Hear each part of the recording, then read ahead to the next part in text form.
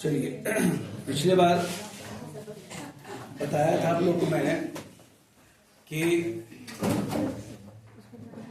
एक बहुपद है x square plus 6x plus 8, एक बहुपद है और इसका दो शून्यक है अल्फा और बीटा। शून्यक को अल्फा और बीटा कहते हैं। तो आपको फाइंड करना है 1/अल्फा प्लस 1/बीटा। एक सेकंड में आपको फाइंड करना है alpha square plus beta square, और थर्ड में फाइंड करना है अल्फा बटे बीटा प्लस बीटा बटे अल्फा को ज्ञात करना है। सबसे पहले हम इसमें ए बी और सी ज्ञात करते हैं। एक्स स्क्वायर का जो गुणांक है, यहां पर कोई नंबर नहीं है तो 1 है।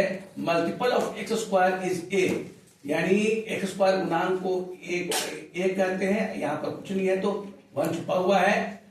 एक्स के गुणांक को बी कहते हैं।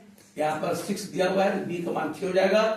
और यह जो है अचर नॉन वेरिएबल, इसको सी करते हैं। सी का मान आपका 8 हो गया। ठीक है, अब आपको दो निकालना है शून्यांकों का योग अल्फा प्लस बीटा।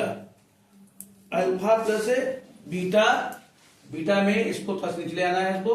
ठीक है, और इसका मान होता है माइनस बी बटे ए। फॉर्मूला है अल्फा प्लस बीटा बराबर होता है माइनस बी बटे ए। तो माइनस बी का मान आपका 6 है, ए का मान 1 है, और ये आपका माइनस 6 आ गया। अल्फा प्लस बीटा का मान आपका आ गया। ठीक है, अल्फा इंटू बीटा का मान होता है सी बटे ए। सी आपका 8 है और ए का मान 1 है, ये आपका आ गया अल्फा इंटू बीटा का मान आ गया। ये अलग प्रश्न होता है कि शून्यांकों का योग ज्ञात करें और शून्यांकों का गुणनफल ज्ञात करें, यही पर स्टॉप हो जाएगा। लेकिन इसमें आगे बढ़ गया। अब कह रहा है कि 1/अल्फा प्लस 1/बीटा का मान आपको ज्ञात करना है। तो इसका क्या बनाएंगे, बटे का जो बनाएंगे। ठीक है, तो इसका एलसीएम लेंगे तो alpha into beta, cross multiply करेंगे बीटा बन जाए बीटा, बीटा जो इंटू 1 करेंगे यही रहेगा, प्लस के प्लस और अल्फा इंटू अल्फा। इसका मान कितना आया था, इसका मान आया था -6 आया था। -6 रख दिया है पर। अल्फा बीटा का मान आपका 8 है। इसको डिवाइड करेंगे 2 से, 2 3 जा 6, 2 4 जा 8 है, और माइनस रहेगा। ये आपका एक आंसर आ गया। सेकंड में निकालना है आपको अल्फा बटे बीटा प्लस बीटा बटे अल्फा का मान निकालना है। फिर निकालेंगे बटे का जोड़, तो अल्फा बीटा इसका कैंसिल हो जाएगा। क्रॉस मल्टीप्लाई करेंगे अल्फा गुणे अल्फा, अल्फा स्क्वायर प्लस के plus beta beta beta square.